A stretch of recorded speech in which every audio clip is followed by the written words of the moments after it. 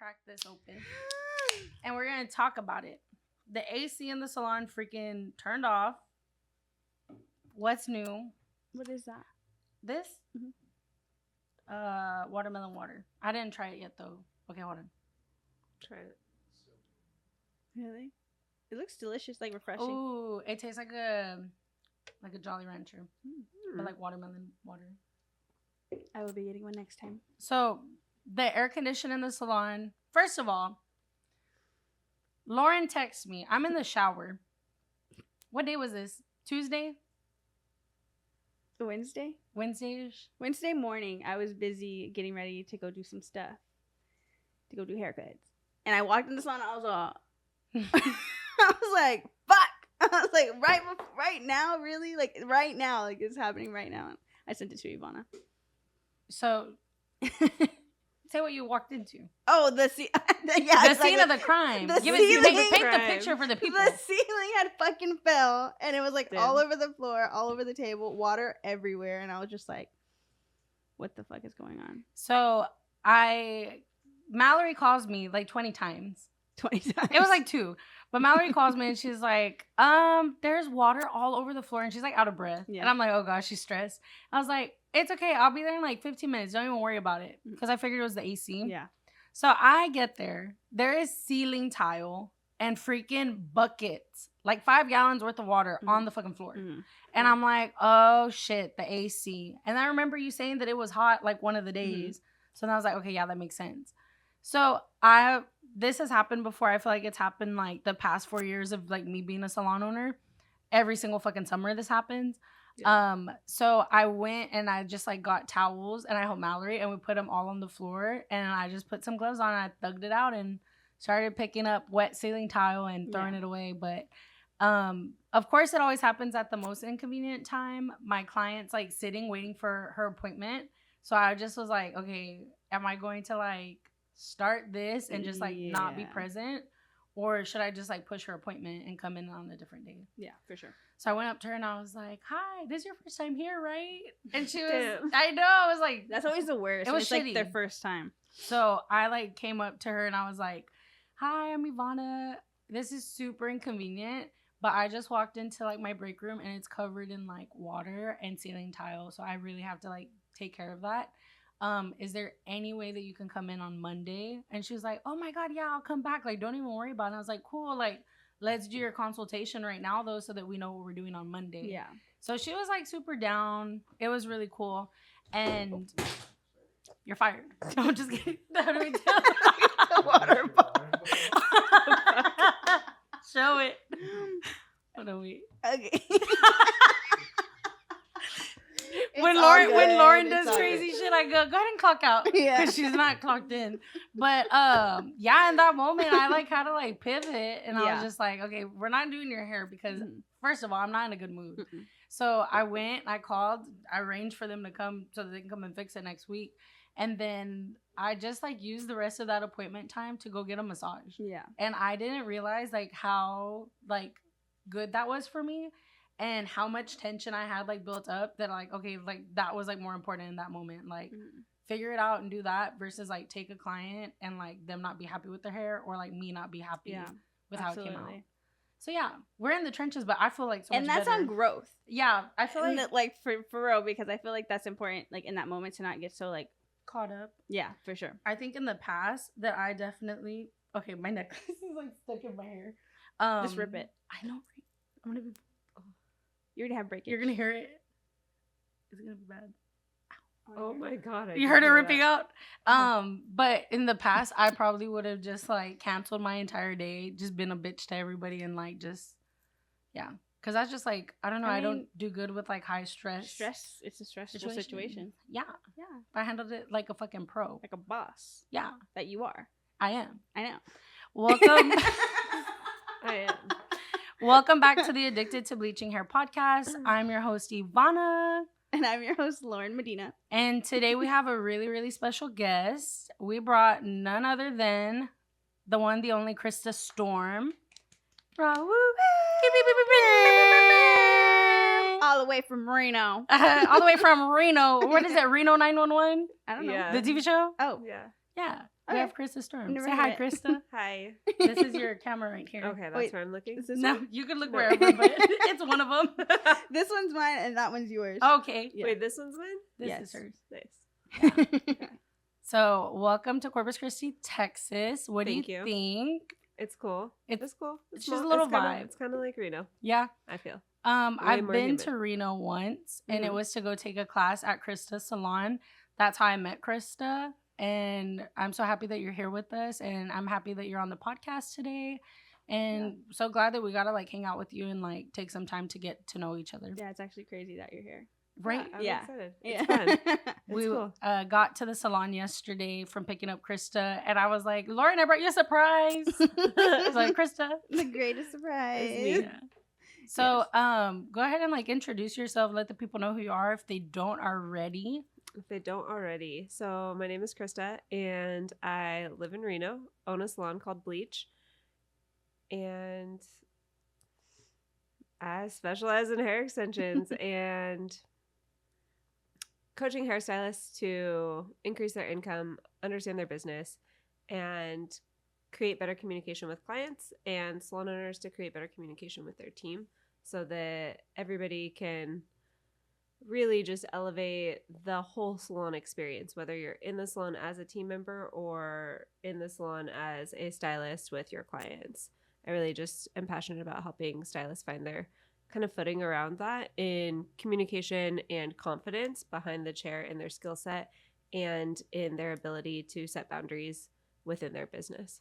Krista is a really, really like your beast. Like Beast. I don't have like any other words to describe it, but I feel like you do such a good job at like marketing yourself and marketing your Oh, businesses. thank you. And I feel like your branding is so like powerful and so cohesive. So it's really awesome. I'm glad that we get to spend time with you so that we can like dive into that and kind of like get some like background on it, you know what I mean? Mhm. And kind of Yeah. like see like how you started all of that, because I'm like super interested in that. Okay.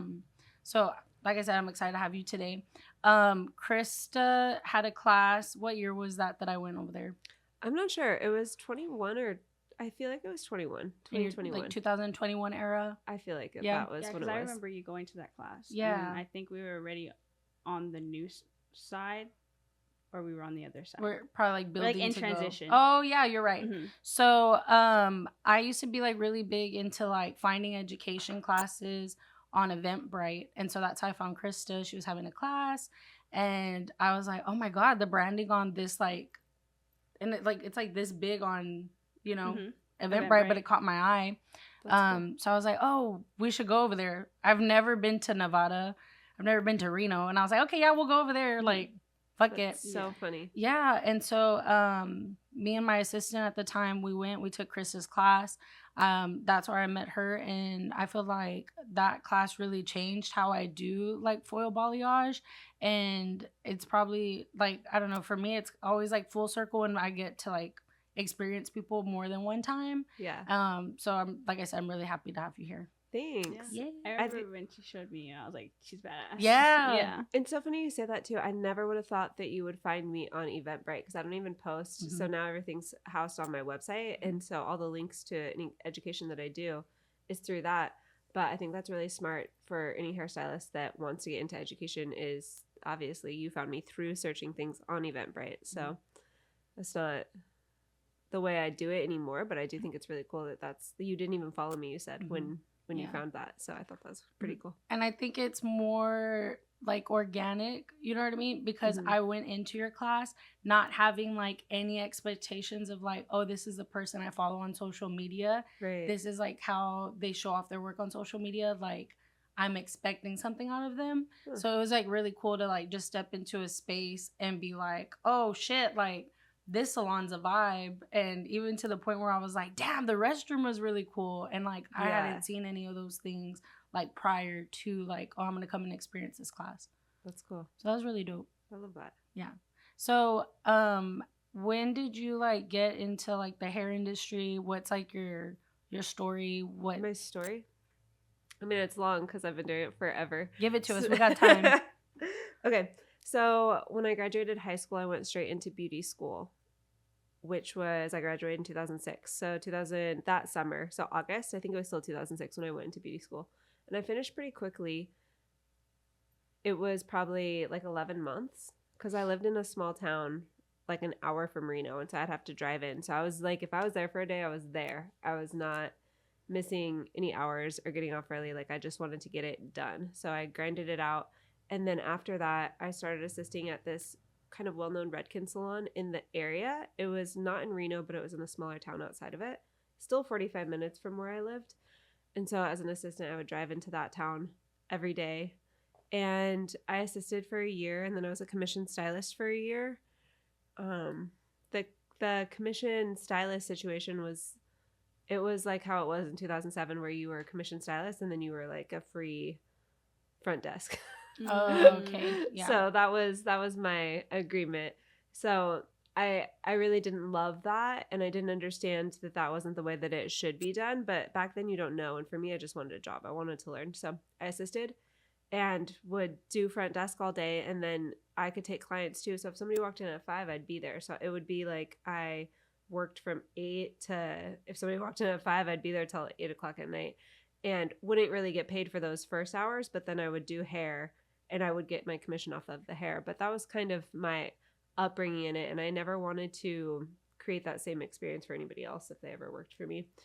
And that always kind of stuck with me in the back of my mind. And that was kind of the way that I was treated as a commission stylist. So I didn't do it for very long. And then I went right into being I wanted to be a booth renter there, but I had to hit minimum numbers.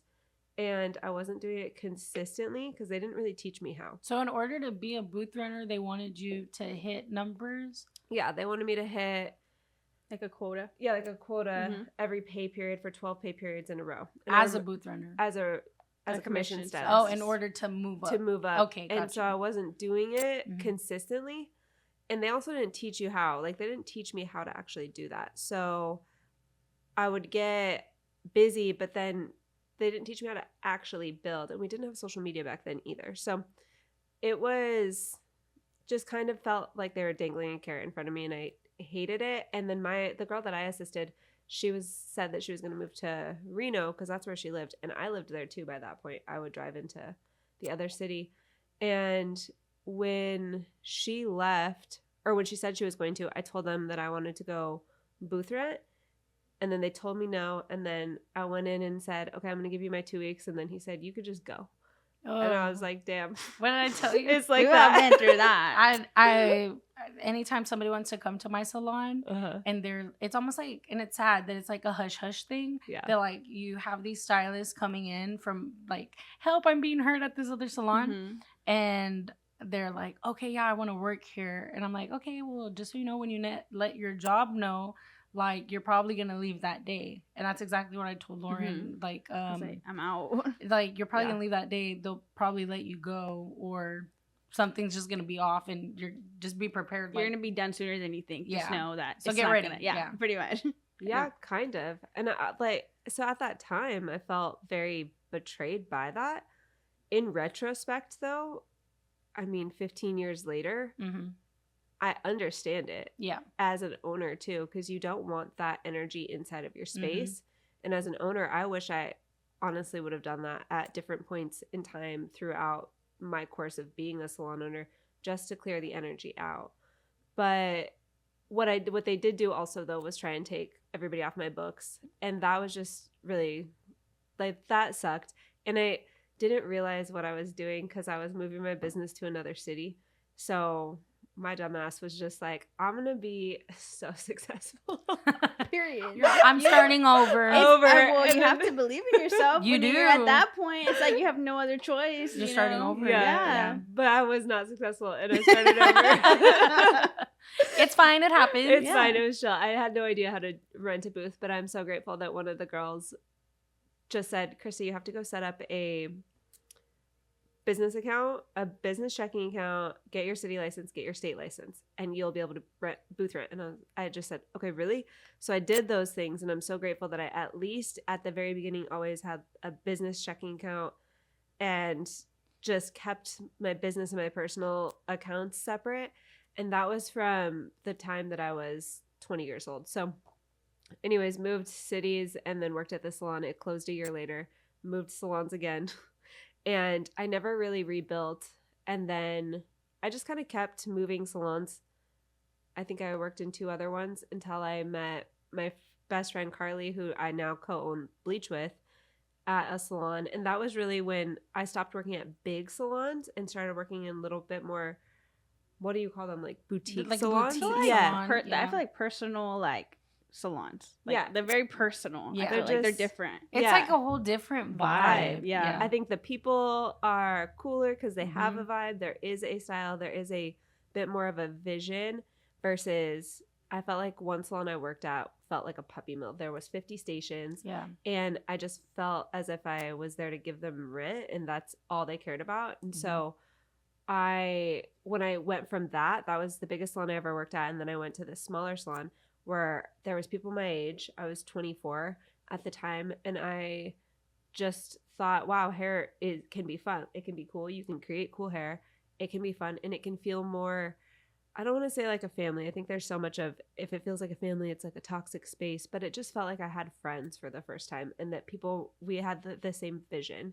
But I still didn't know what the fuck I was doing. And, we don't know what the fuck how to we're make doing. money. We're figuring it out Yeah. as we go. We're living this life for what? The first time. Yeah, we're all living this life for the first So time. I didn't know how to make money. I didn't know how to have boundaries. I didn't know, but I knew that I was finally in a space that was cool and I felt accepted for probably the first time. And that was when I was about 24. But then, over time, I don't think I've ever stayed in a salon more than 3.5 years. I feel like that's kind of the lifespan in general for stylists inside of salon spaces. And I was always trying to move up. So went to another salon. Probably 2016 was when I started using Instagram to promote my hair. We talked about this yesterday. I thought that I was going to be the next Desi Perkins because I love doing makeup. And I would always be in my dark ass apartment taking pictures of my winged eyeliner. Your dark ass shadows. She saw that shit 8. It has flashback on it. Yeah. Period. Same. Foundation doesn't even match your neck. Me right now. Yeah. That was pretty me. much. And then I was like, why am I not going viral right now? So I did that for a little while and I said, this shit is not hitting. So then I wasn't even trying to build a hair page or anything, but I just thought, let me post pictures of the work I'm doing. And I saw people start to request me, and my skill set wasn't at the level of these pictures they were bringing me, but I had got my first assistant at that time, and she showed me who Johnny Ramirez was, and I looked at his stuff, and then that was the first class that me and Carly went to. Then I just would travel to LA everywhere, and I realized that nobody was traveling to get this education because it didn't exist in Reno. So I was going to educate myself, and then I got better and kept posting, and then I kind of got probably a big ego and was like, I can fix anybody's hair. I love doing these corrective colors. All of us. Lauren's face. Yeah. She's all queen of if you it. sent me a picture and you wanted to be platinum, I'd be like, I got you in one session. Mhm. And it was, those pictures are still on my Instagram. If you scroll to like the very bottom. I will be scrolling later tonight. Tonight, it she's was- gonna be looking at them It was, they're split. when they were mirrored. your Do you name remember on that? them? Yeah. Yeah. Because with we my- just thought that everybody's gonna steal our pictures and like claim them as their own because the And work was literally- popping. Now you the can work was Photoshop popping. anything, Yeah. AI, like, fuck us up. That's Yeah. funny. So that's what my page looks like. But I just realized I could make money. And for the first time ever, I remember I was still so broke for so long. And then I think I was probably like 25 and I was asking myself, I said, Krista, you're making the same amount of money you're making now that you were making when you were 18. So what you have to change. So that's when I started tracking cash, tracking my income, created a plan and did that, made more money. And it was just this trickle effect where I started to grow my business as I did that and grow my online, I don't even want to say an online presence. I still don't have followers, but I was posting consistently. I was growing my clientele from posting online, growing my income, and then just really started to have multiple assistants, help them create the same thing for themselves. And I'm sure at that moment when you realize that you could create that for someone else, you're like, oh shit, like I need to take this online. Like I need other people to see, like, yeah, that's when you got like into coaching. that's when I dropped Bleach Money 2020. So I think during the pandemic, so we had planned to open Bleach end of 2019, and I signed the lease on the salon March 23rd. I think I've like either scrolled back or maybe you've posted. Was it like kind of like dark in there, and there's like really dark furniture or something. Yeah, in there. it was all brown. Yeah, I've seen that. Oh yes, I've picture. seen that. I've seen you like remodel ugly. the video. Yeah, it was ugly. But Carly walked in, and she is the person that's just visualizes it. She's so good at so many things. She's like, you need to get a salon that you can take over. And we found one. The parking's great, location's great. We walk in before we had to go to work. It was the week before we got shut down, or the week that we got shut down. And we walked through for 10 minutes. I told my client, I was like, I'm going to be 15 minutes late. I just have a meeting first. And we walked through, and Carly looks at everything. She's like, it'll do. And I was like, all right, I'll put the offer You're in. like, I don't see it, but okay. Yeah. And then March 23rd, the day that they said we are actually shut down for, however long, I met my realtor and signed the papers. And I was all freaked out. I was like, don't come to my house. That's crazy. I love the risk, though, that you're just like, fuck it, we got to do it. Yeah, that's me. Big. I'm really big at taking big risks, making quick decisions. Same. And then finishing it. But the in-between is where I'm like, yo, I need so much help. Because I'm so scattered. We talked about this with her dad, one of the podcast episodes we did, and he said that there's different types of people. Yeah. And he looked at me and he said, you're like a doer. Like, you're going to come starter. up. Yeah, a quick starter. You're going to come up with the idea. You're going to do, like, you make it. But, like, everything in between, that's not for you to do. That's for someone else to do. Yeah, that's and when he said that, I was like, oh, my God, that makes so much sense. Yeah, because that's how my dad is also. Yeah. Because my dad owns a car business. Yeah. Yeah, that's how I think I am. And I think some things that have held me back a lot in my career, or where I kind of look back and think, oh, I could have gotten to where I wanted to be quicker, is if I had delegated more tasks to different people, so that I think I'm a quick starter and I'm a hard finisher. Like, I'm not afraid of the hard work, but it's very overwhelming with the amount of ideas that I get in my mind and the things that I want to do and create, to do everything in between. So I feel like we're on the same wavelength. Yeah. I totally relate to that. I don't know if it's like just like a salon owner thing or just like personality type of thing, but even just having conversation with you yesterday, I was like, oh, we're like really similar. Yeah. Like, you know what I mean? I don't know. I love that. Yeah. That's cool. Yeah. I feel like it's hard to find somebody that you feel like the same. Like, y'all kind of click, so that's really cool that y'all can click on the same thing, but also like full circle moment. Yeah. I'm pretty sure when you were driving, you're like, oh, fuck. Well, even too, just like picking up Krista from the airport, I was like, okay, this is cool. Like, you know what I mean? Yeah. So that was 2020 when the pandemic started. So you get the building, and then what happens? So we get the building during shutdown, and we just built it out throughout shutdown. But to your question, when you said, when did I put it online? So I had a friend at the time, and I was like, yo, I've been tracking all my numbers. I had this notebook. My dog ate it one time. Oh my God. I was like, bitch. I would have cried. I would have Because cried. it was like, all my money hell? that I was tracking, because I didn't know. I was like self-taught myself how to do all of these things. She was like, how are you doing this on a notebook? So she helped me create spreadsheets, and she helped me launch the first like Bleach money. We did it. We made like a good amount of money, but more than anything, I just wanted to help hairstylists see. I created this way of tracking your income, raising your prices, figuring out what you want to charge and how to do it. And I did this small group of it online, and it was all, I think, local hairstylists in Reno, but walked them through it during the pandemic to just make a little bit of money, and it was cool. And then after that, we made it into a course, but it was all right, but I didn't know what I was doing, to be totally honest. So I took it down and then redid it. And then it was live for a couple years, and it's fine. But when I started working with a business coach this last year, that's when I realized that I can better serve people through small group coaching, one-on-one, because I can tell you what to do, but it's just like a trainer can give you a meal plan. You're going to follow it if you have somebody holding you accountable, and then also checking in with you and figuring out, why is it that you're not showing up? Why are you not doing this? And that's really where I think coaching for me has been so beneficial and helpful for all the stylists, and it's been so rewarding for me. So that's what I'm super passionate about right now, is just sharing my education through that and in-person events, and really being able to I see people. Like you host like a dinner and stuff whenever you like do go and do those classes. Yeah, that's awesome.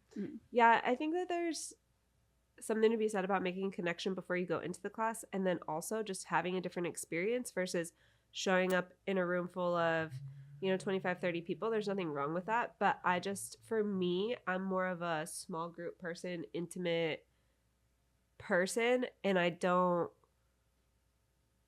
can talk to a big group of people, but I also really like having, I don't want to say necessarily one-on-one connection, but more individualized. It feels more genuine. Yeah, it feels more authentic, especially when you're trying to get a point across to them. It's different when you're speaking to like a larger audience because everybody's going to take it differently. But if you're sitting in front of somebody and they have your presence, that's everything to some people, So I can see how that's really important. I think that, and I think when you go into these hair classes, right, we'll watch them do something, but it's me watching you isn't really helping me. And so for me, it's smaller groups. I'm able to dedicate a little bit more time with every person so I can make sure that I can understand what's not clicking, because what doesn't click for you is not going to be the same for you. And that way you can just create a more individualized experience. You kind of like cater it for them. Yeah.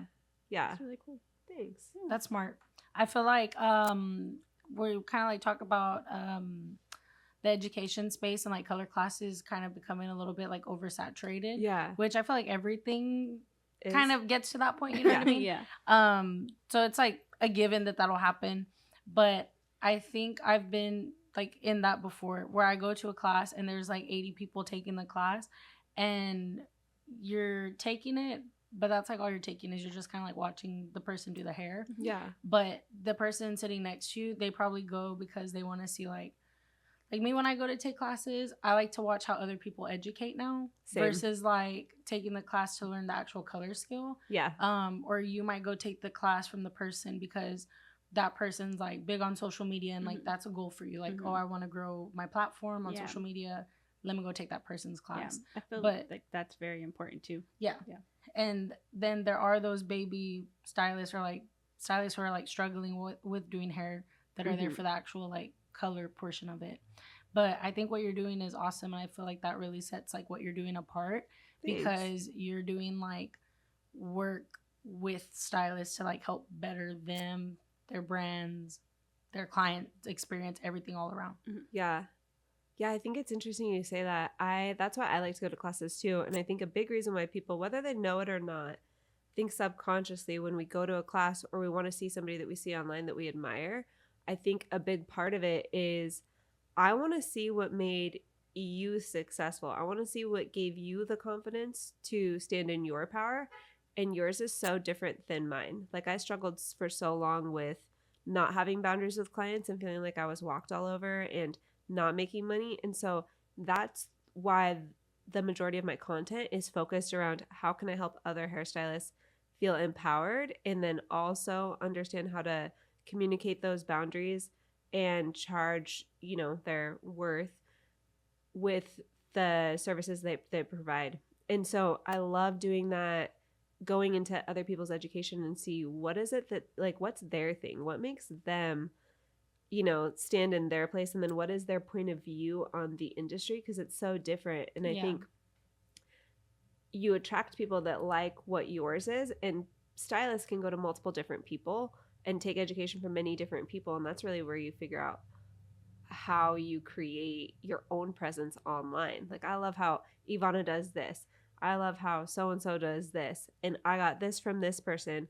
And all of those helped me, but my actual struggle is this. And then you can see how other people have built confidence around themselves. That helps you build that confidence so that you can start to create your own presence online. I feel like going into like the content part of it and watching like your videos that have done like really well. Yeah. I think people, because like from what I take from it is I'm like, wow, that's shocking. Like, you know what I mean? Yeah. So the one that I was like, damn, that's a good video, I took from it, but also I know like other stylists took from it, was I think you're teaching a class and the client's getting keratin tips. Yes. And you say the price, like, and it's like the price of it. Yeah. And I can't remember fully the video, but it's just so like shocking because you're so like authentic about it and like, no, this is how I would tell them. And you say it in a way that has such confidence that maybe the stylist who's watching that TikTok is like, I could never do that because I don't have that confidence to like say like this is how much it costs because A, B, C, and D. You know what I mean? Yeah. Yeah. I mean, I didn't have that confidence either. I did it. It's a skill set that was like slowly built. I mean, it's the confidence of saying, okay, instead of what you guys, my hair, everything was, I swear if you had $100 and a pulse, like you were my me at my chair. You were my ideal client. Yeah. But if you have hair, yeah, $2 grand, I'm even down. the bald men that come in, what can you do with this? Here, I'll just sit down. I got you. Yeah, sit down. I actually sold a bald man shampoo and conditioner one time. For real? For real. Did you just fart? It sounded like a fart. I was like, Krista, yeah. On Krista. Oh my god. Yeah. Stop it. Not the bald man. What? How? Did he repurchase? I was gonna. Okay, so I was an assistant and I was so fucking nervous. Okay, I don't know how to do, like, men's cuts has never been my thing, but when I was an assistant, I didn't have a choice. I had to take anybody and That's everybody. crazy. So my manager, he was like, you're doing this men's cut. And I was like, all right. And it was this guy and he sits down and I go, okay, what are we doing? And he's like, I want to fade all over like Jay-Z. And he just kept saying that to me. And I was like, keep in mind, it's 2007. So Jay-Z had no fucking hair. Yeah, and so he was like, I want to fade all over like Jay-Z. And I was like, huh, okay. So I just like start fading and I don't even like remember. Like a bald fade or you put a guard on it? No, I had guards on it, but I don't remember what his actual hair looked like when he sat down. But I kept trying to like fade it. Yeah, no, this haircut lasted like an hour and a half. Wow. And he kept saying, no, a fade all over. And I just kept saying, this is a fade, bro. No, you're right. A fade all over. So 90 minutes later, he just keeps going all over. And I go, you want me to just do this all over? I just did 8-0 all over. Bald and fade. yeah, and I was like, Mr. Worldwide. Yeah. And it took me like an hour and a half to get to the end result. Make him bald. She went guard by guard. She started with the 8 and then she went back with no, the 7. I did. And, and I was like, wow. like this. Wow. And so, and then at the end, so the owner who I also assisted, he was like, that guy just liked you. And I go, is that why it took so long? And afterwards he's like, what do you suggest I buy? And I go, he goes, for dry skin. And I go, oh, All Soft, because we were a Redken salon. So I was like, yeah, All Soft shampoo and conditioner. And so I sold his bald ass All Soft shampoo and conditioner after spending an hour and a half shaving his head. Did he tip you good? I'm sure. I just remember I was so proud in that moment. I was like, bitch, I can sell. She said, I got this in me. I got the cell in me. Can you imagine if it was now? You'd be like, and buy my course. And you'd be like, okay. Yeah, Bleach money. Can you imagine? That's funny. Yeah, you probably will. Oh, fuck. Yeah. So that's funny. So no men's cuts. No men's cuts. Yeah, no, we don't. I don't do men's cuts. I don't know anybody though. That's just like, I don't know anybody who's like, oh, I enjoy doing men's cuts. You know? Yeah, barbers. Yeah. Ali Bussa. Oh, she's so fire. Her branding is she's so good. Just everything about it. I love it.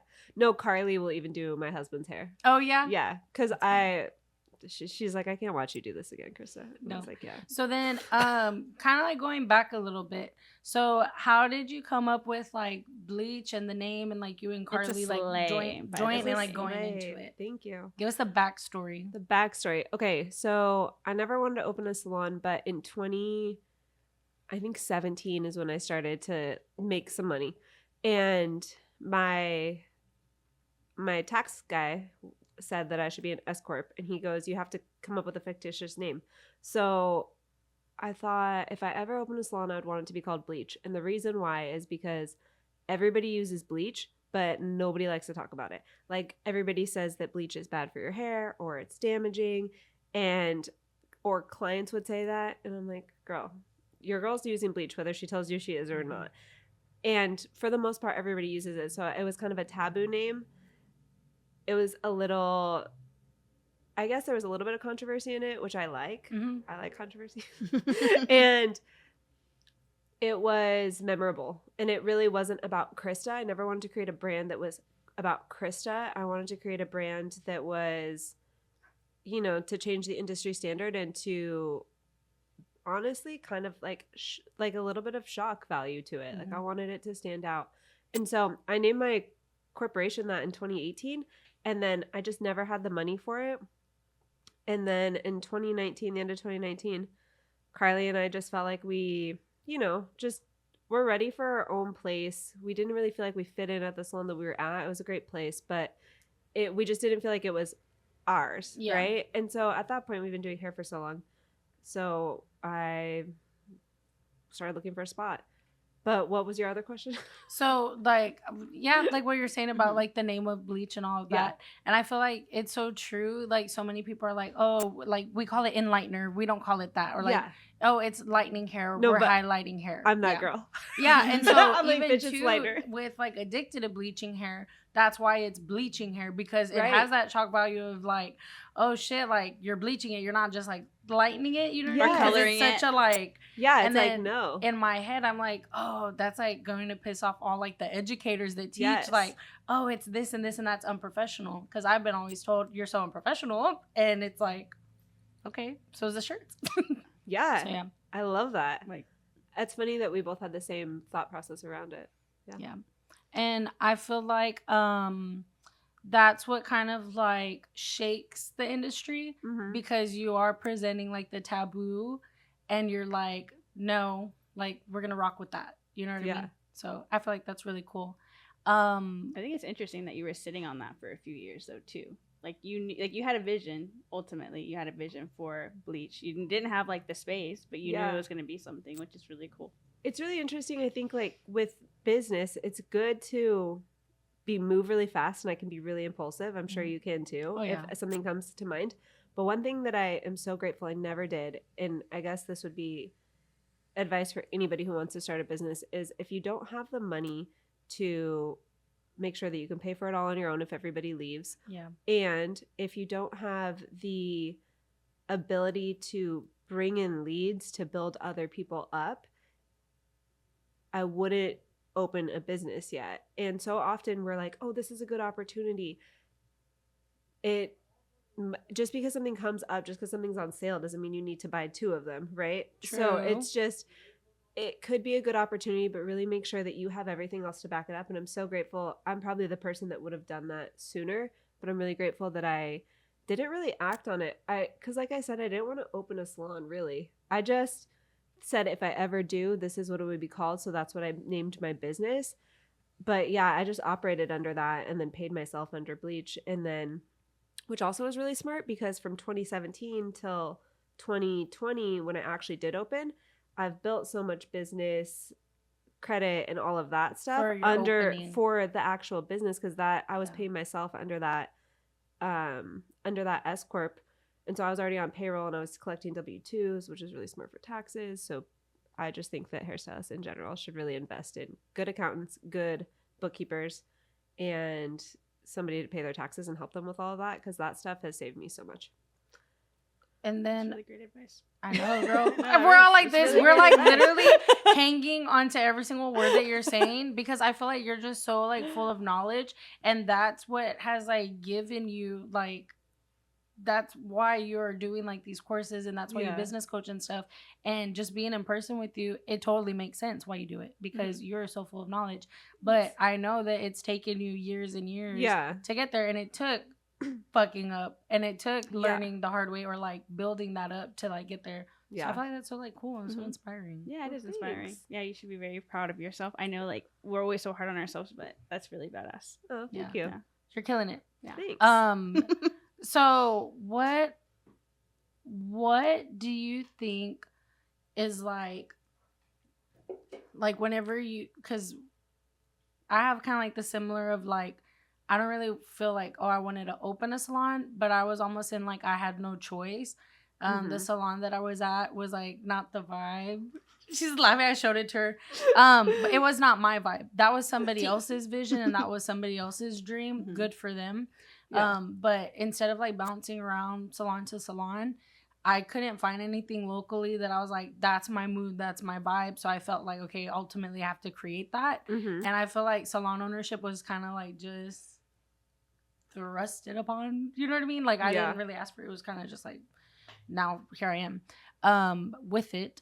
But it's kind of like, how, like, whenever you finally like opened your salon, were you like, okay, I want this salon to be for like other stylists, or you're looking for like a space for like just like yourself and for like Carly? And like, how did you start like building up the brand so that other stylists could be a part of that? That's a really good question. And I think when I answer it, so I'll answer it what I thought.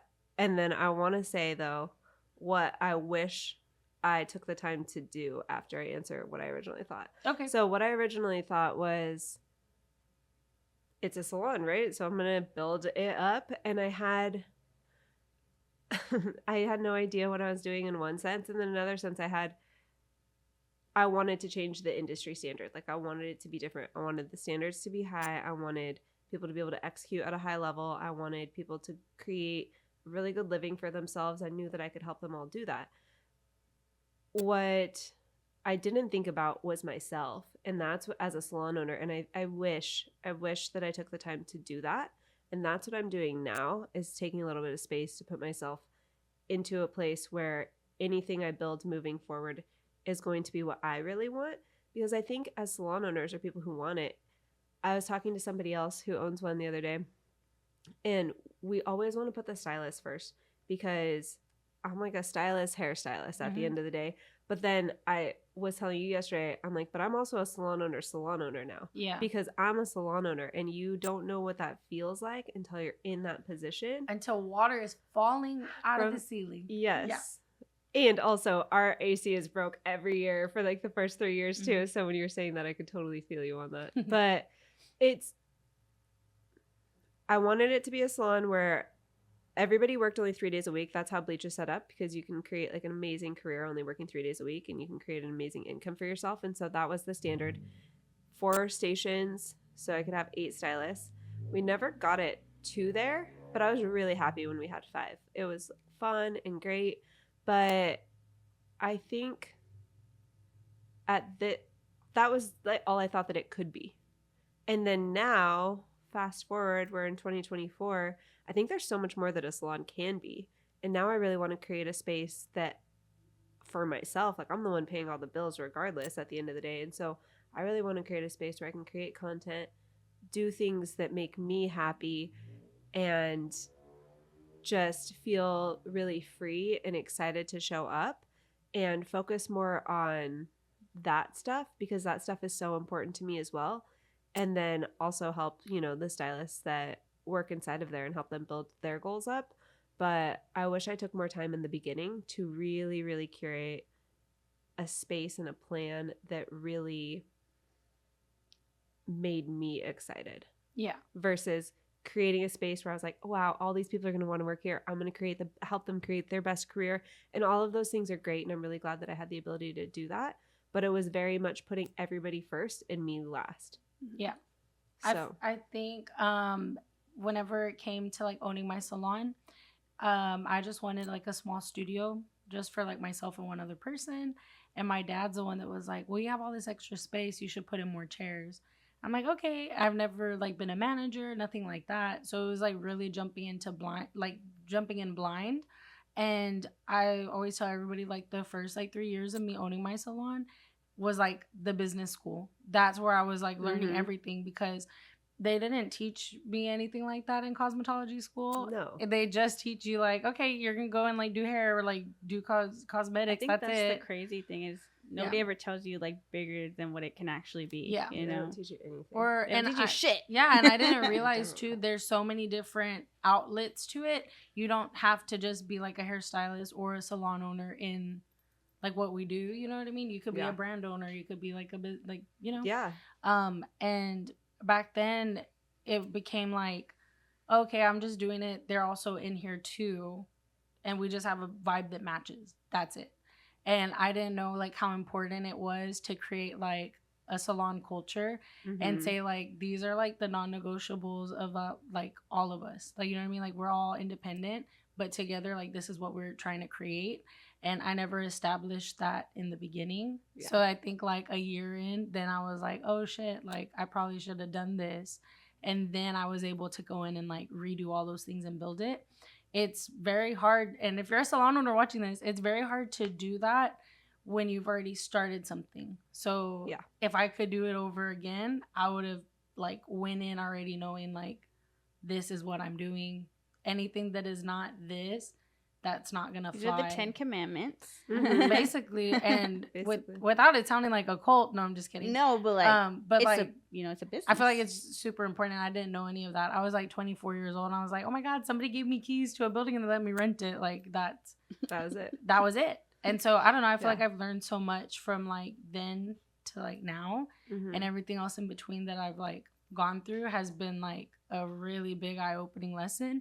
And I think I would do it again a little bit differently, but I'm so grateful for like what I've done, like, you know what I mean, in it. But yeah, definitely I wish like I would have started a little bit more with a plan down a little bit more, for sure.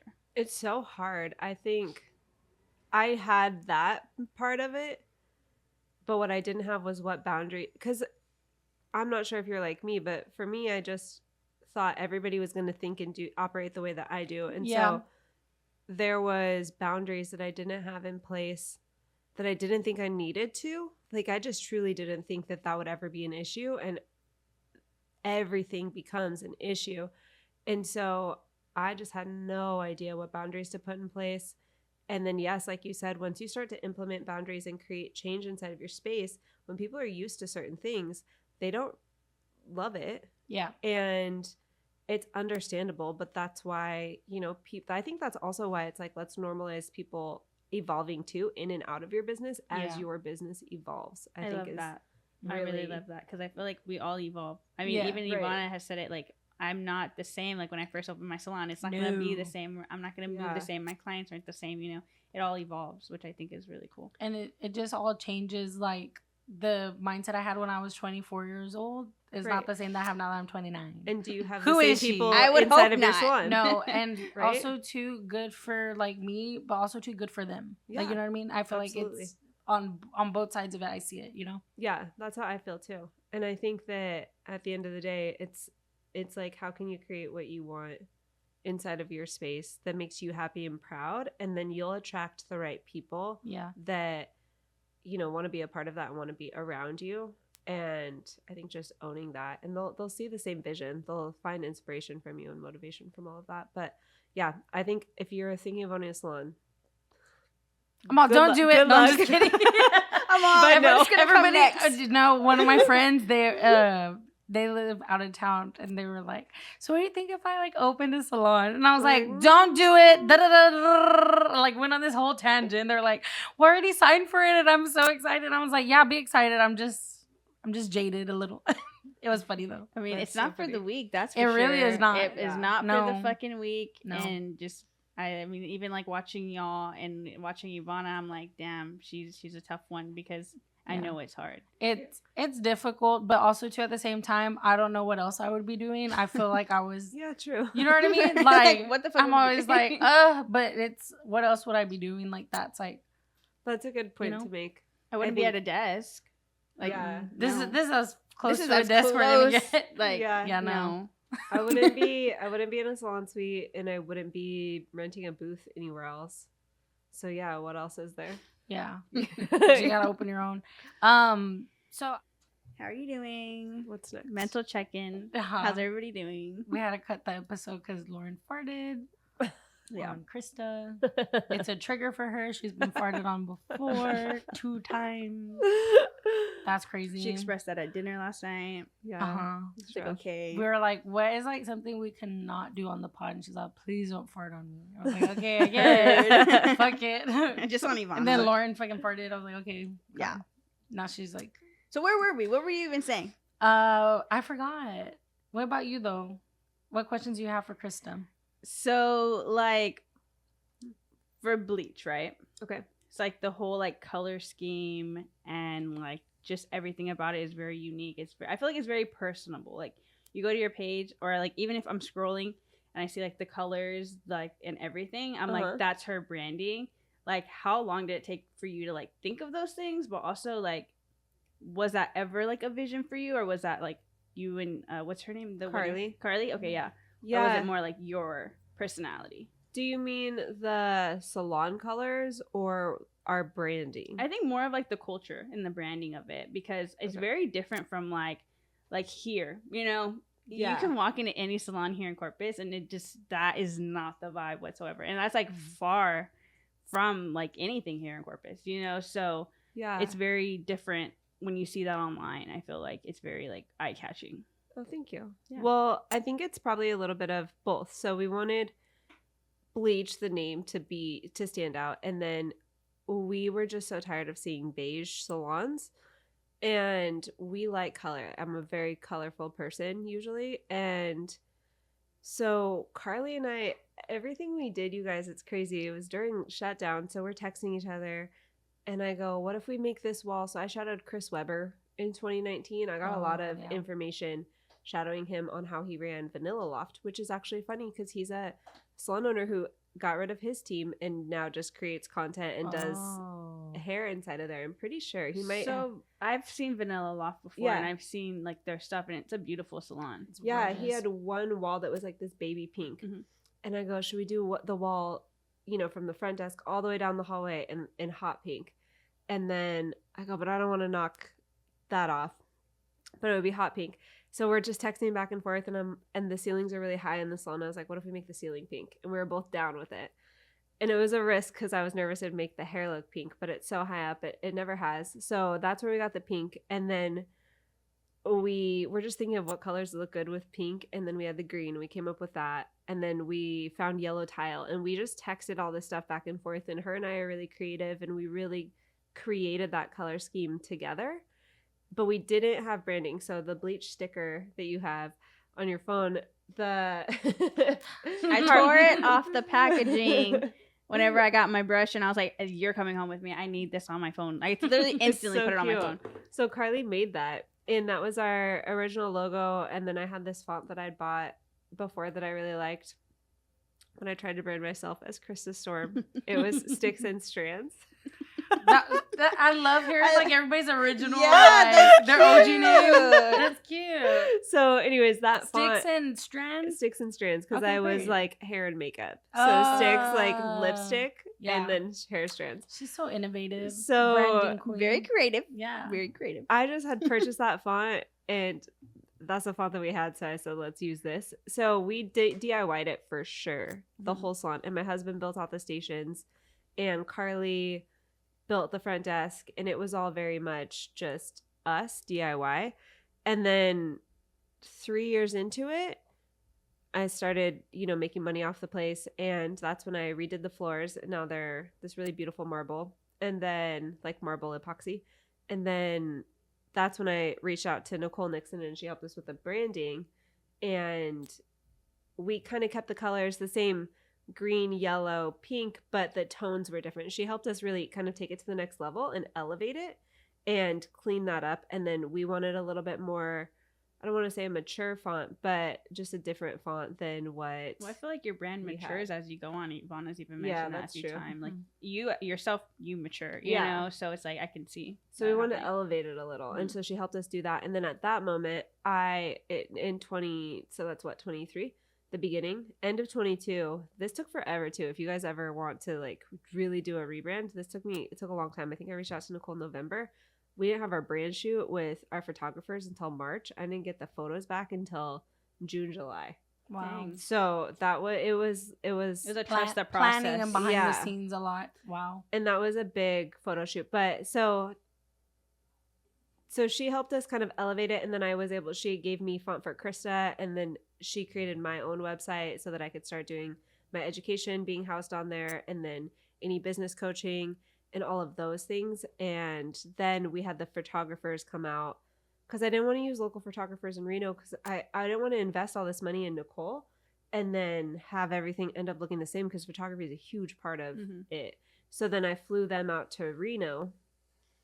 And then that's kind of how we did it. And then I have a virtual assistant as well. And she helps me create visuals in Canva. And she's really helped me with that. So that's kind of how I create I like that it's not just like you. Like you're like, no, like I need help in this. Yeah, no, I can't do it. I'm sure it's bigger than you. You know what I mean? Yeah. So it's like, that's really amazing because I feel like a lot of people can't like do that often. I feel like we get in our own head like, oh no, we need to do it ourselves because it has to be this way. But I think it's really amazing that you're like, no, like I had somebody come in and kind of like work with this and do this and like looked at all aspects of it, because I feel like I never would think of that. You know what I mean? Yeah. I'd be like, oh, like you did that all yourself, you know, without knowing. That's awesome. I don't do it, and it's wild because also I have to say Carly is this creative genius who, when you see the images of our brand, because I'm doing a class and I just dropped it for me and Antonio, but we're doing an extension class. Well, extensions is our thing at Bleach. So even last year, Carly created this hair bra, put it on our model, and then that braids that go is to the fucking floor. slay. I That know. is so. I saw it and I was like, How did she do that? Well, She just is she's just that girl. Yeah. Carly Like, is she's that gonna get it girl. done. it's long. And she created crazy. I it. need to meet her. Yeah, she's the best. She's the best. Like, But it's so right funny. now, I'm like, Yeah, no, she's Uh-huh. the best. But it's just so funny because she did so much of that, and people think that it's me, and I'm always just like, it's not me that creates this brand. I mean, it is like I have a huge role in it, but Yes. she's so creative too, and she's equally team. she's equally to, I don't want to say to blame, but to give credit to the brand image. Yeah. But she just is not, she doesn't really care about social media. Mm. So you don't see her on there a lot, but she's so creative, and you know, it's amazing to work with her, and she brings so many of my ideas to life. Yeah. And so but yes, it's a team, it's a whole bunch of people, but now I can put things together really easily and drag and drop images, and because I've invested so much time in the brand and learning how to create branded You went out and like you're like, no, I'm gonna figure this out because I want to do it the best way possible. Yeah. That's really cool. But some people do it themselves, but that shit takes so long. I feel like It's not fun for me. I've started following Nicole because I saw you like posting her, and I was like, oh wow, she's really smart, and this is like really awesome. And now I see like why it is so hard to like create your own stuff. You know what I mean? As in like when you have all these ideas in your head, and then there's like so many different ways you can go about it. It's like I have to have somebody that's like, here, let's narrow it down. This is like sounding what you're wanting. You know what I mean? Because Yes. I can't do it anymore. My brain's fried. No, It's like too much. Yeah. Yeah. It's yeah. You need help with all of it. Outside help for Yeah. sure. So then like carrying the like bleach from the salon into like now having like the like, so I don't know how you would say it then, because like you have bleach the salon, and then you have like bleach like your online like your tools and your stuff that like that. Yeah. So the Bleach Hair Co. Yes. That was something that I took a mentorship with Lana Lashes end of 2022. I follow her on it. She's TikTok. awesome. She's so good. She's badass. amazing. And she actually is a great resource to learn, you know, branding and aesthetic. And so that was really helpful with all of that. But she really opened my eyes to creating a brand and how you can do that, and then kind of walked us through it. And I just had a goal at the end of, I think as a salon owner, every year is hard, right? Mm-hmm. And so I had a hard end to 2022, I think. And so I wanted to do something big in 23. And that's when I put on my vision board that I was going to create a hair tool line. And I thought that it was going to be extension tools was going to be my main thing. And I created those, but I also created a brush. And in that, I realized once I got everything, it took about 6 months to get everything in. Once I put it out, the brush was the thing that everybody loved the most. And so that was kind of my hero product. Yeah. And I just continued to push that and spent the rest of 23 kind of learning how to do that. And then now I've just built on that. When it comes to the branding of it, Nicole's helped me dial in those things. And I just really used the branding that she did from Bleach, like our tagline, high fucking standards.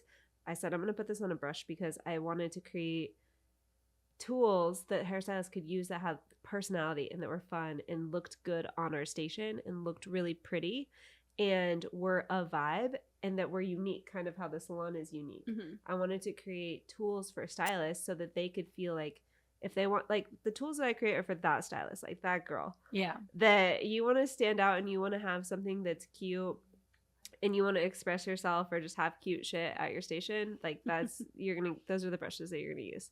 That's the stuff that you're going to get.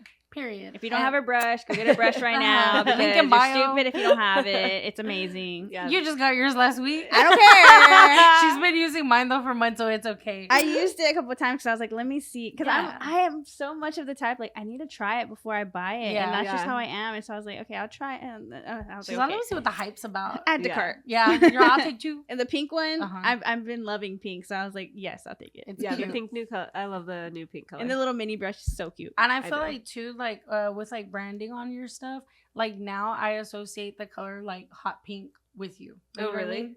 I love that. Yeah, Hot you pink. can definitely see it, especially because like your ceiling, the brush, everything. Yeah, I love it. The branding, it's all up in there.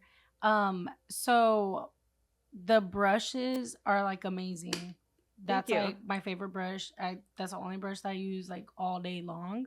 Thank you. I use it for color. I use it for detangling, scalp massages with it, brushing out curls. It's a really good brush. Thanks.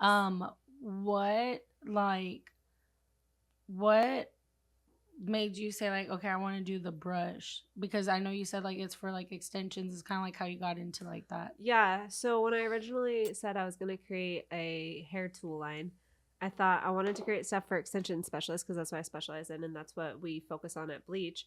And I thought of a brush and I knew that the brush that you want to have for extensions, especially keratin bonds, is a metal brush with no balls on the ends. And as I was working with manufacturers and getting samples, when I got the sample of that brush, I was like, this is the brush. And then I thought, okay, how do I, make this unique? And I just wanted to create a brush that hairstylists could give to their clients and be confident that they would hopefully brush their hair. And when they do, they actually detangle it and it's not all matted. Girl. And yeah. You're we all know. Yeah. If you don't own a brush, own a brush. Yeah. Like, I'll buy you a brush. I want to Yeah. give my clients that brush some days Yeah. because one came in the other day and I was like, Yeah. No, we give them in our extension kits at the salon. That's cool. Yeah, because it's always to me about solving problems. How can I solve a problem for a hairstylist? What I didn't realize about it, though, that was my goal was for the extensions. What I didn't realize was what an amazing detangling brush it is for teasing hair. And I tease everybody's hair. And that's really when I started to realize, wow, this brush is used for many things. And my clients loved it. And so it wasn't just for hairstylists with extensions, but it's a client brush. And it's great for clients with little kids because kids like hate their hair being brushed. It's amazing. And then you love it for root shadowing. Yeah. And I love it. Like, I love it for color. when I don't have it, which I always have it, she always has I it. like freak out. I'm like, where's my brush? Like, where I need to put an air tag on it. Yeah, Like it's literally, like she needs to this. put a leach on it, I- not just an air tag. She needs to put a need fucking to put leash. a Just leash. put her on your neck. If you ever come up with a sign that they're like Bracelet one? embedded in you, just let me know. A little bracelet. Just have like little spikes. Yes. sticking out.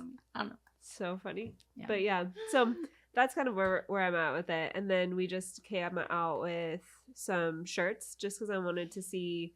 I think the imagery of our photo shoot and our brand shoot was so powerful with the Yeah. girl with the long braids and the bra top. And it was really fun. So we just created a couple of shirts inside of the Bleach Hair Co. just to see how people liked them and just kind of experiment with I would that. even buy that like as a print, like to put in my apartment. Oh, yeah, I true. would. I saw it like whenever we were looking at the photos last night. I was like, I'd put that shit in my apartment. Can you imagine like posters and then stylists buy them and they can hang them like in their suites? Cute. Lawrence, I'll run me my check for that idea. Mhm. But no, it's Nah. and I feel like that's like so smart. Yeah. Yeah. I mean, people do it all the time, and if you think about it, it's like you just buy a print. You could buy a print Yeah. on Etsy. Yeah. I mean, it's better than going on Amazon and buying some Yeah. rinky dinky little. Or Yeah, like that's going to true. Hobby Lobby and Fuck buying no. like a print. I can't. Even too in my apartment, I was like printing out images and then I don't know, there's a picture of Lauren with like a martini and you can't in see New York. that it's her. Oh, really? And she's like this with the martini. She's wearing like a fur coat. My martini's like empty at this Yeah, point. but it's like a whole vibe. It's And a I was like, I'm vibe. gonna put it in my apartment. Yeah. So, Yeah, I didn't realize until we did that photo shoot because I love taking pictures of myself. That's okay. That's Kim okay. K with that book that she So- came out with, the selfie Yeah, one. I would period. make something like that. But I love Period. pictures of myself. I love selfies. I have since I was a little kid, but I didn't realize that the power of faceless images. Oh, And yeah. that's what creating a brand and like the photographers working with all those people made me realize that it is so, you can reuse photos and make so many different forms of content and imagery with photos or images that don't have people's faces in it. Yeah. And so that was like a huge eye-opening thing for me, and that just happened, you know, like a year and a half ago when we started doing all this. So I love photography. I think it's such a beautiful way to like express a brand or yourself or just anything really. I think that's really cool though, that those photos are really, really good though. If you ever sell a print, I'll be purchasing one. You'll be getting one. Okay. I like the images of the girl with the long platinum hair, and then it looks like kind of like pixelated a little, and it says Bleach. Yes. Oh, that is so like sick. They're How so like how do y'all come up with this? Are y'all just like texting in the group chat? And you're like, this would be really cool. With that one, Nicole actually said, well, I don't know about that one if she had bleach in her hair, but Nicole came up with, they grabbed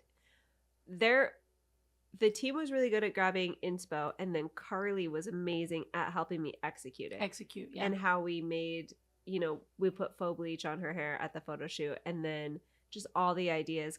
Like if I give Carly something, she's like, this is how you do it. There's one, it's my screensaver where I'm holding this it's a thing, but it's yarn, and I go, how do I make this? And I thought it was so cool, and Carly just said, you know, do yarn. So I made that, but it's a really cool just image. They found a lot of stuff off Pinterest, and we were able to recreate it. So that's really awesome. Amazing. I like that I saw a video of you recently saying like not to use pictures on Pinterest. Oh yeah. And true. I love that because then it starts making you think, okay, what can I do outside of the box to really like elevate my page and make it unique compared to like a Pinterest board, you know, which I mean, we've all done it, but you know. Yeah, no, I've done it, but I've definitely seen people get literally sued for it, and so I would not. Really? Yes. So whenever, because we've done that in the past for like the Riptide page, using like beach aesthetic, you know what I mean? And just like screenshotting it and putting it on the cover. And like put like a little Tesla filter and then like upload it as like, what would you call it? Like cover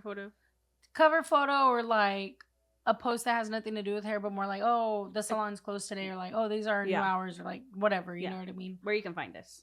So like how like. Tell us that, like, when people got sued. Okay, well, it's not really my story to tell, but but they got sued. Just general. You don't have to go deep in. I'm just curious. That's why. Yeah, no, I just know of somebody who was using somebody who helped them with social media, and they were, I think, frequently kind of screenshotting and using images off of Pinterest as reel covers, and they ended up, one of the people that they did that to found it, and it was a small account, and so I think that's why I really wanted to share it on my page and share it for hairstylists. But because I see it a lot of the time, I'll see a lot of similar really cool images pop up that are the same vibe, but I know that they took them off the internet somewhere, and I would just be really careful if you do that, because this person got sued for like $10,000. Oh. Yeah. And I'm about to sue somebody. What they take? I don't know. You never know. I'm about to put in the Google image search. Because I just said, because I've done that too before. Yeah. Or like when we would sell like Kevin Murphy product. Yeah. I would just type in like Kevin Murphy product, and if it was like a cute one of someone's hand holding it, snatch that one up. Just use that one, like, you know. Yeah. We think that it's not a big deal. And we're really, at the end of the day, we're not the person that created it. Because, like, imagine if I'd be so pissed. If any of those images that I have of mine that you guys are talking about end up on Pinterest, and then people screenshot them and then post them on their page. It's like, I paid, so much money to get all that done. And I think that photographers in their own right, too, are artists. And they don't want, even though they put, so the thing about Pinterest is it's used for inspiration, but it's not a reposting thing. So it's used for us to save for inspiration. But the point of Pinterest is not for us to literally steal the content from it. Just like Instagram's used for inspiration, education, but if somebody just stole your picture of hair and then tried to say it was theirs, you would be upset. There's like a whole account, remember? It's weird. I don't know, like when everybody was getting hacked, one of my clients was like, I know this isn't your page. It was literally like carbon copied from like October, and it had like all of everything, the captions, everything, but what is it? Like the videos, they weren't reposted onto the page, but the video was still on there. It was just a screenshot of the video, and they like replicated the entire page, put a whole different name, there was same like a bio. video of like Jocelyn on somebody else's On page. YouTube. On YouTube Reels or something. And someone sent me that, and it was like someone like in India was using the video of Jocelyn, but they were like showing the process of them doing it on their client. And then the end video was like of Jocelyn. Oh my God. I was flattered. I was like, Mom, I've made it, but it was just random. It was random. Yeah. But that's very interesting. I would have never thought that you could get sued for that. So good to know. But totally, I see it like how you're saying it, and I feel like too that's why we kind of like stop doing that so much. And like I don't know if it's like a picture of like the sand and it's someone's feet, like I would use stuff like that. But I totally get that too, because if I saw that and I was like, hey, that's like our brush, like, you know what I mean? Those like, are my whatever. feet. Yeah, exactly. Those are my toes. Those are my dogs. Those Why are are my you dogs. like putting my feet out there for free? Yeah. I think it Those should, are my feet. I think it should Tags the girl. I think it should encourage us to all get a little more creative with maybe flat lays, or just me picking this up and you taking a picture. That's of why it. I'm taking from like our conversation and even like thinking about the images that I've seen that you've like put. I'm like, dang, we got to get like more out of the box. Like, that's gonna be awesome. Because I think too, hairstylists in general. You were saying how you love I love photography. Mm. It's really funny because when Instagram was all about photography, I didn't really see any growth, but I still love taking pictures and editing them. I just don't post them as much anymore because it takes so long to do all of it if it's not going to help, the brand and create brand awareness and get exposure. I don't spend as much time doing them, but I do think that there's something to be said about a really clean feed, and yes and no. Some people it matters, some people it doesn't. I don't think it matters too much, but if you enjoy a clean feed, I think there's something to be said about learning how to take really good photos and create a vibe on your page, right? I feel like your page is very intentional. Thank you. I feel like I want to add more intention to mine because I would say like maybe in September-ish noticed like at that point it really didn't matter what I was posting because the page was still growing. Mm-hmm. Now that it's slowed down, I'm like, okay, this is the perfect time to like re-visualize everything and kind of go in and like say like, okay, this is the branding I have for myself, because I don't have really that for myself right now. So even just talking to you, I'm like, oh, these are like things that I should probably like go in and like redo. Yeah. We're taking the business class right now with Krista. Plot twist, that's why we brought you on. I feel like it goes to show like you really have to like be creative with it. You can't be scared to like be creative, because ultimately like you are creating something outside of just hair. It's like it's bigger. Don't you feel like hair is the easy part? It's like that's just like like that's how I feel like. I just wake up and I do like the hair, like, oh, there's no thought to it because I've done it for a long time. Kind of like staying up with trend and stuff, like that's pretty like learning how to do a new technique. But other than that, I feel like good hair is a given, like do good hair, but it's like the business part of it is like more. That's the hard part. I think that's the part that hangs up a lot of stylists and prevents them from kind of really getting to where they want to be, is just showing up online and then creating all the other things. If you want to do hair in 2024, you're not just doing hair. No. You're doing hair, you're marketing, you're advertising, you're showing up online, you're creating videos, you're entertaining people. Yeah. You're like doing, skits here and there. Like what? Like, you know what I mean? Yeah, but I don't know.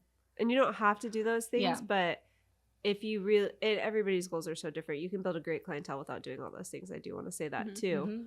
But I think that if you really, want to experience more that this industry has to offer, or any industry you get in, you do want to make sure that you're adapting to all those other areas.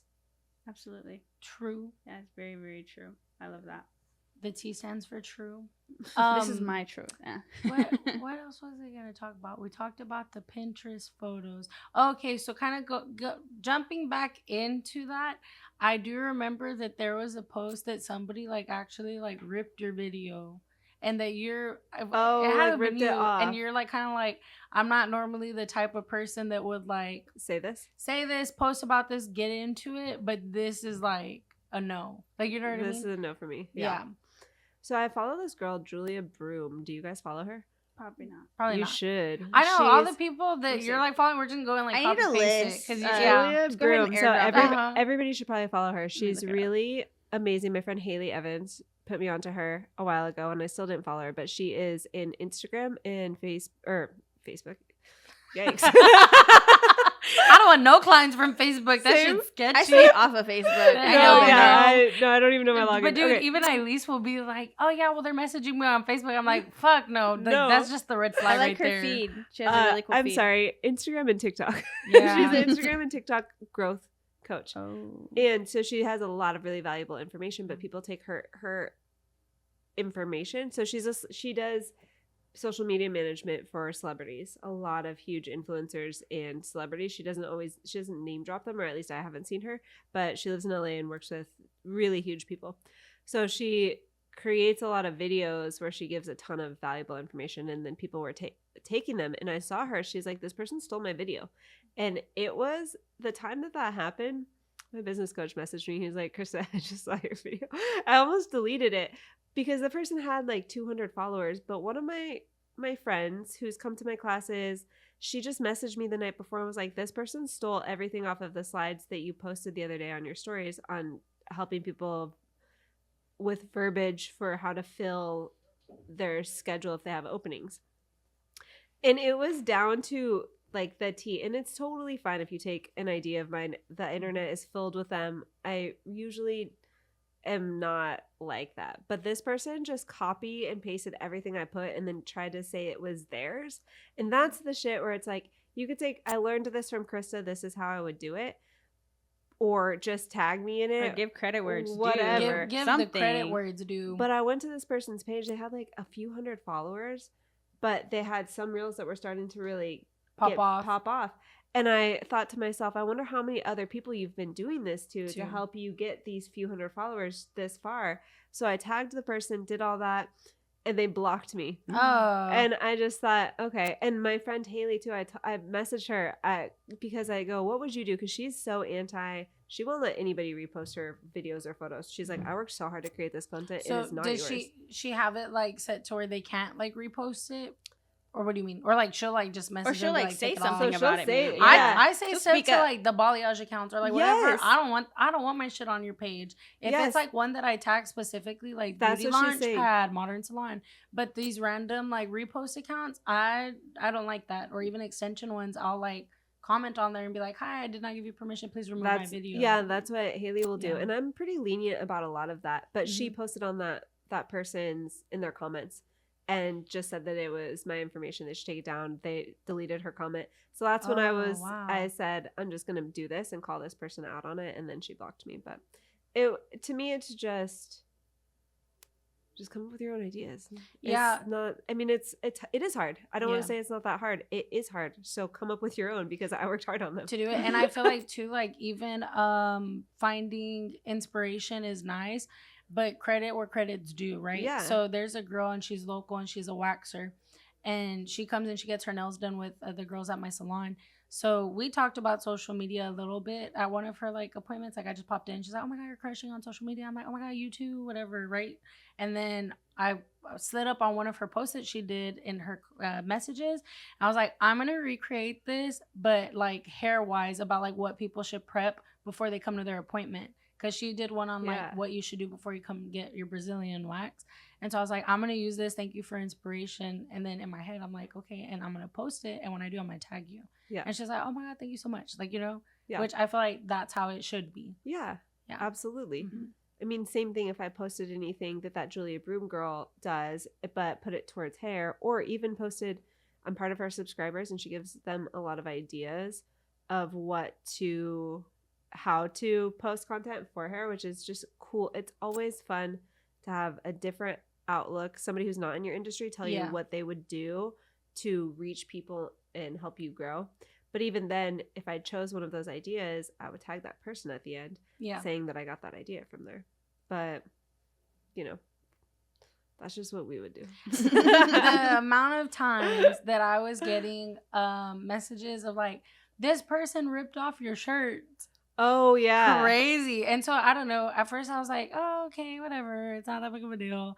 And then you get it like so many times, you're like, okay, now I'm gonna start calling fucking people out because it's people don't see like the amount of work that I put in whenever I do them and like pressing on myself and doing all this shit by myself. And like I'm the shipment department, the fulfillment department, the customer service, the social media, all of that.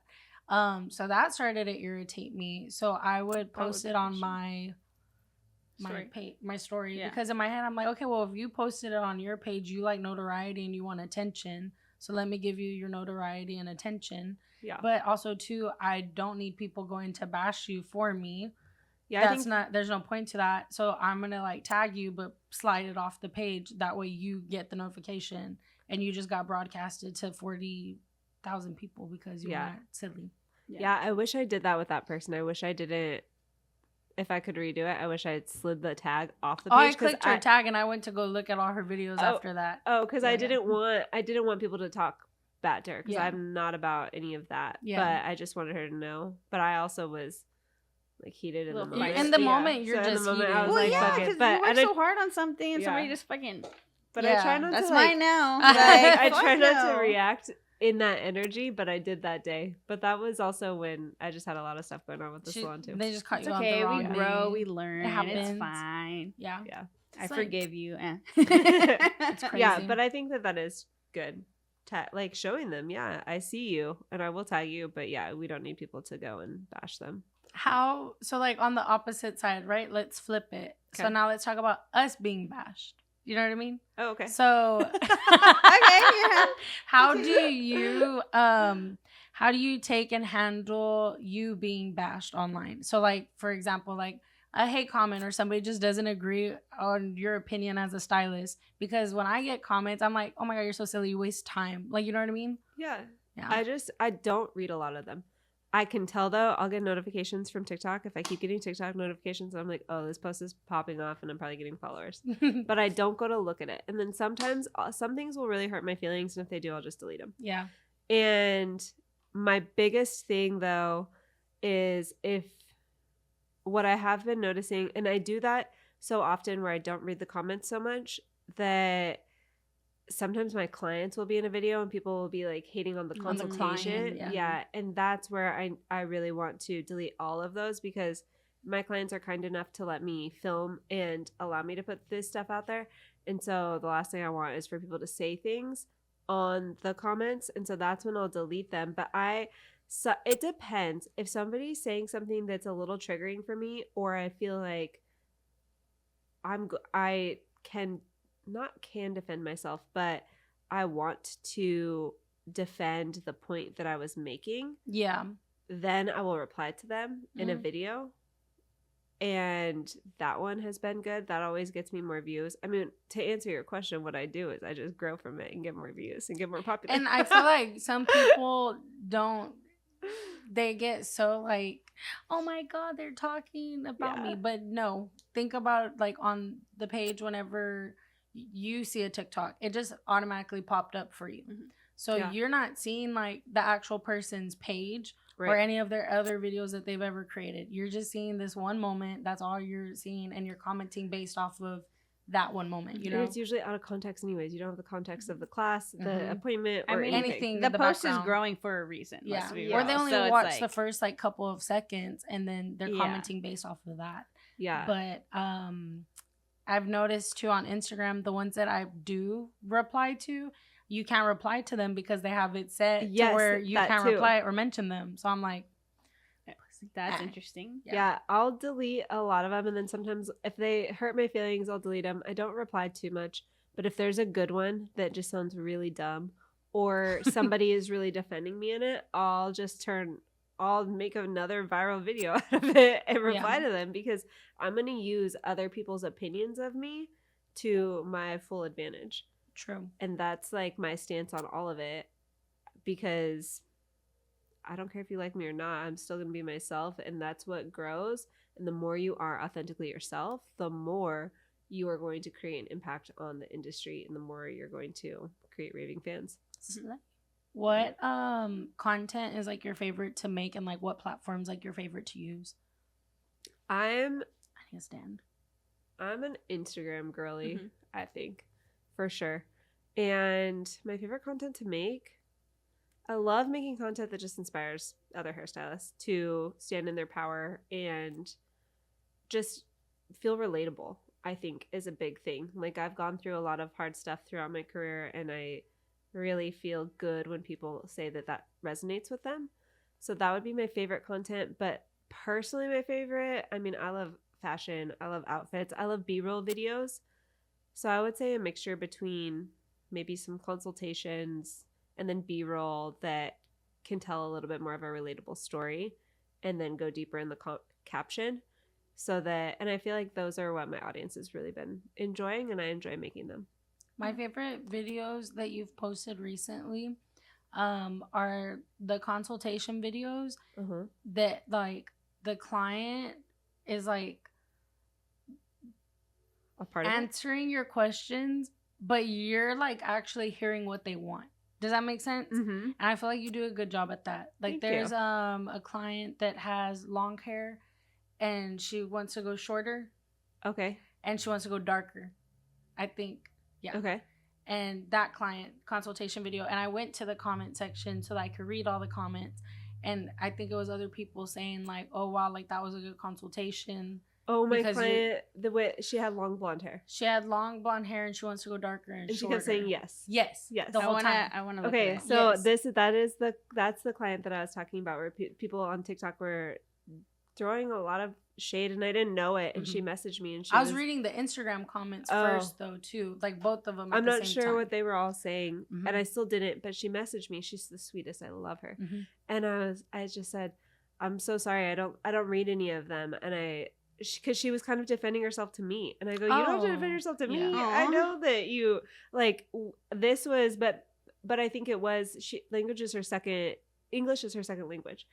And so she speaks mostly Spanish. So in the consultation, she was just like, yes. And I could tell that she was getting a little confused. And when we pulled out the inspo pics. The inspo pics. But yes, I love creating that kind of content. Yes. Because I think that it helps. I want to help people learn at the end of the day. That's what I'm passionate about, is helping other hairstylists learn, and clients. Like, come in with your inspiration photo and tell us what you don't want, and then that'll help us get to the end result. To give them the hair that they're wanting. Yeah. That video, and then the video of the client that wanted the chunky, like, oh my dimensional. God, yeah. And I think that you go about your consultations in a way that's, like, your understanding of your client. Does that make sense? Yeah. And you're totally hearing what they're saying, and they're wording it like a completely, like, crazy way. Yeah. But you're translating it into, like, okay, I know my client, so this is what they are wanting. You know what I mean? Yeah. So I feel like hairstylists appreciate those videos in the comment section, and then, like, people who are not hairstylists, they don't get it in the comment section. Yeah, because I feel like once you work with a client that you've been working with, and they come to you with something crazy, and you're like, okay, like, I hear you, but I know in my head what you're trying to say, and what you're trying that's to not convey. what you want, but I'm gonna give you something like what similar, you like what you want, but I'm not gonna give it to the way you're thinking, like the picture that you put up on the Carmen Electra. Yes, like, no, that's not what she really wanted. You know what I mean? So, you know what's funny? Both of those videos have been sitting. We were talking about this today when I said, what is the thing you're actually, like, you don't know how to do? And for me, sometimes I go, I don't know how to grow this page anymore. I don't know how to do this. But those videos were from the winter. Oh, okay. And I just edited them and posted them probably a month ago, because they've been sitting in there. And I just thought, I'm going to go through it. And I didn't know. I think when I finished the Joanne one, where she kept saying yes, I thought, this one might do really well. But I always think it might do well, but I never know what it's going to do. But hers almost got 1 million on TikTok. And then Jen's was just, I thought, was so funny. And she was just in a mood, and we would pick up and film every time. Because people were saying, too, I was giving her too many options, but she just kept, you know, when you're doing something and your client's like, well, what if we do this? And I'm like, bitch, we are 2 hours into this appointment. What if we don't? It was like the consultation was happening while she had her phone. like, well, like, what? But that's all of us. And But we've all real, been through there. right? Yes. Or oh my God, the other, a time ago. I'm not going to say how far ago, because then they're going to know. A time ago, one of the clients, I was at the shampoo bowl rinsing out her root smudge and her toner that made her darker because I'm rinsing them, and she goes, "So are you gonna do the highlights after this?" And I'm like, my heart just like falls to my ass. I was like, no, we didn't talk about highlights today, and we said like no highlights, and we're like, I almost want to get a paper that I just like everything, just like sign your life away, because just. I mean, obviously, I know people that do that and stuff, but it gets crazy. Yeah, that's crazy. But I think that's maybe my thing is the relatability. Like, I'm not afraid to show you that my clients asking me more consultation questions an hour when her foils are the appointment. Yeah, and in fact, I thought it was just funny, and I always think of what's going to cause controversy. Oh yeah, is what I kind of think of when I'm creating content. Like, what just is maybe going to make people question me or that, because it stops you from scrolling because you're like, wait, what? Like, you know what I mean? Yeah. So and I guess I don't mind people questioning me online. So yeah.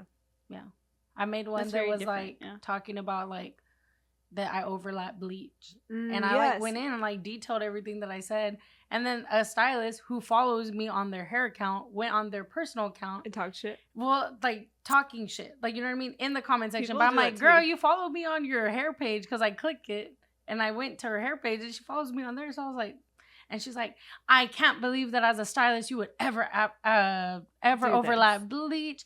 That is so irresponsible. I'm like, girl, what? I follow Kim from Boho Blonde, I love and Kim. she explains like, you're not gonna get the blonde you want unless you overlap it. Like, overlap the bleach. And that's what, like, I'm not talking like, oh, I'm gonna put it from scalp to ends as soon as I initially put it. No, like, I'm gonna run the bleach a little, like 5 minutes through the ends of your hair. You know what I mean? But posting that, I knew that like that's like a controversial thing to post, because we were gonna be like, oh, we're never supposed to overlap bleach. She's all, I would only do a bleach wet balayage at the bowl. I'm like, you're still overlapping the hair with bleach. It's the same thing. Yeah. Tomato. Get it same thing. Yeah. So yeah. I don't know where I was going with that. I just want to get that one off my chest. Yeah, okay.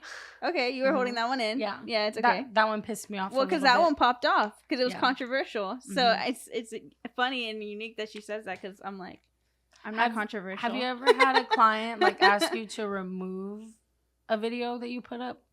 Yes. Okay. I've had one. Yeah, that one. And that one wasn't even bad. It wasn't bad, but I'm very receptive of, like, if I would want something removed, I would totally, like, you know what I mean? That's how I feel. Yeah. To me, my clients come first. I know that we all want to grow, but I don't ever want to grow at the cost of making somebody else feel uncomfortable. Exactly. Or insecure. And my clients, I'm nothing without them. I wouldn't have a salon without them. Wouldn't have an online presence without them.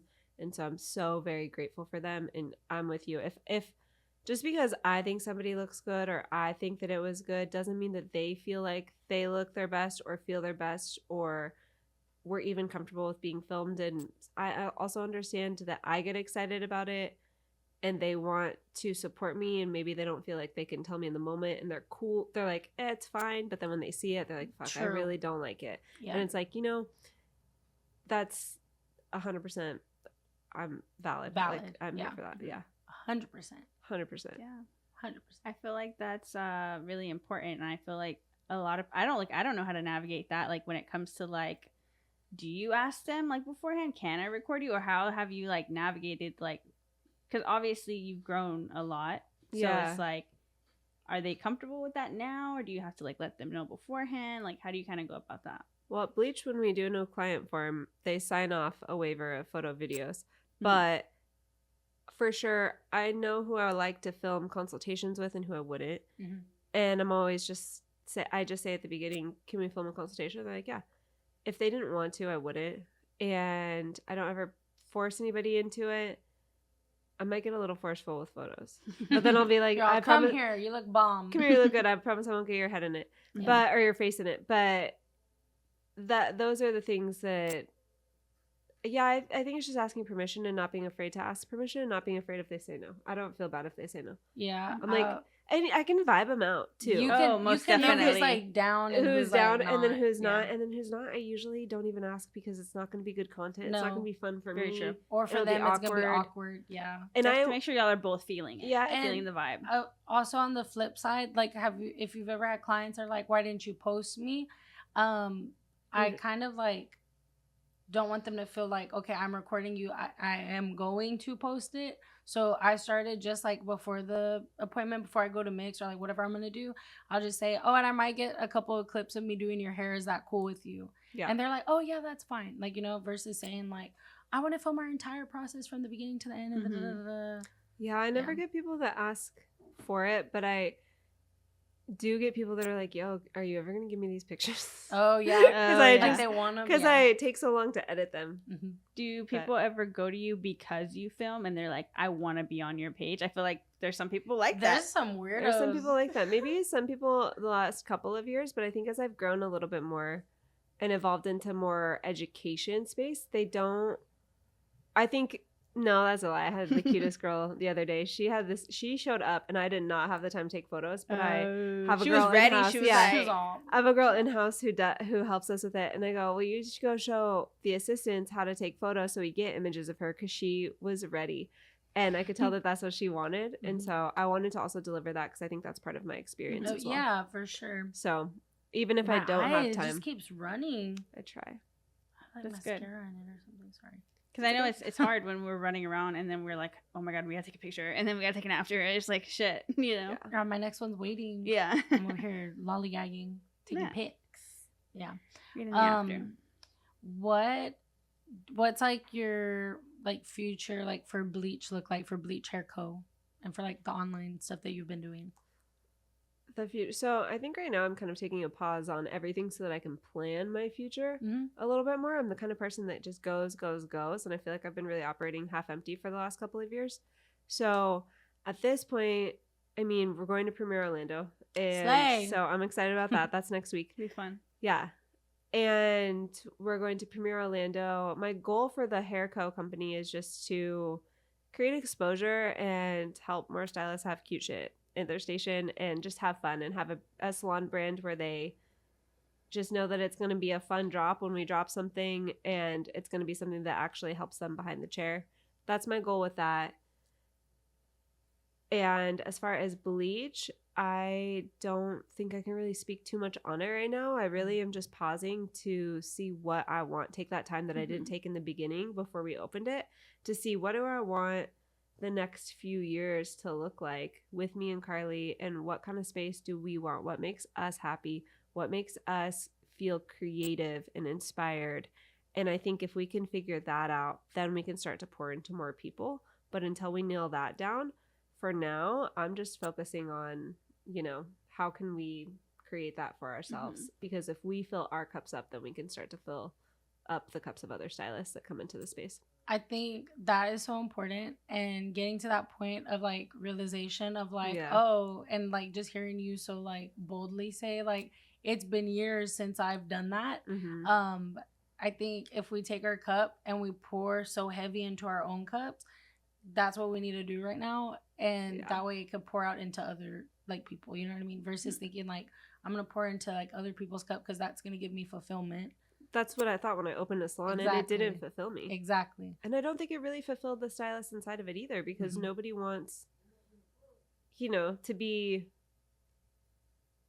like saved, or you know what I mean? Like, I kind of operate in this place of like, you want this? Like, you want to work here and you want all these things, but not everybody wants the same things that I want. And that was a long lesson for me to learn. But yeah, I think once I figure out what's going to make me happy and Carly happy, then we can kind of shift and have more of a plan. But for now, I'm just kind of taking a little bit of a break for the summer and working on those things. I love it. That's good. I feel like everybody needs that too. Yeah. It's like, it's crazy to hear like it's been years. Yeah, I've never intentionally done it. So, well, good luck. Thanks.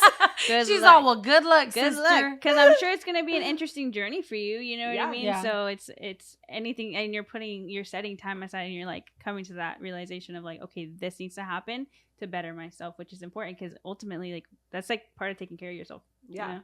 for sure. That's really important. That's first and foremost. Have to take care of yourself. So we have some stuff that we're working on. Yeah. We're not going to say anything about it. I was like, are we talking about it or what? We have some stuff that we're working on. So we're not excited. saying anything about it. I got shook. Tight lip. No hints, no nothing. It's going to be awesome. I'm so excited. Yeah, I'm super excited. It's going to be so dope. Everybody's going to want it. Everybody's going to want it. You just have to wait. You just have to wait. You just have to wait. But we have some stuff coming out. We don't know. We're not saying nothing. We're just not saying nothing. We don't really have any details at this point. To be honest. We just have something coming out. Some ideas, stirring it up. Just, pretty much. There's some things in the works, but yeah, I'm excited for y'all. It's gonna be really amazing. Fun. Yeah. Very cool. So what was I gonna ask? Premiere Orlando. Where can they find you? Where's your booth gonna be? What's the plan? My booth number, I don't remember it. I'm not good with the details.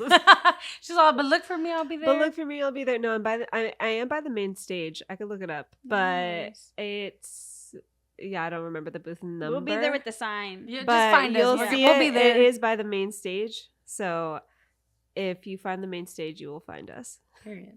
So Krista's gonna be at Premiere Orlando. We're going next week. That'll be super fun. I can't wait to go over there and support you. Thanks. And it's gonna be a fun time. Yeah. Where can the people find you on Instagram if they're not following you already? At Krista K Storm. You can find me on Instagram, and once you find me on Instagram, you can find me everywhere else.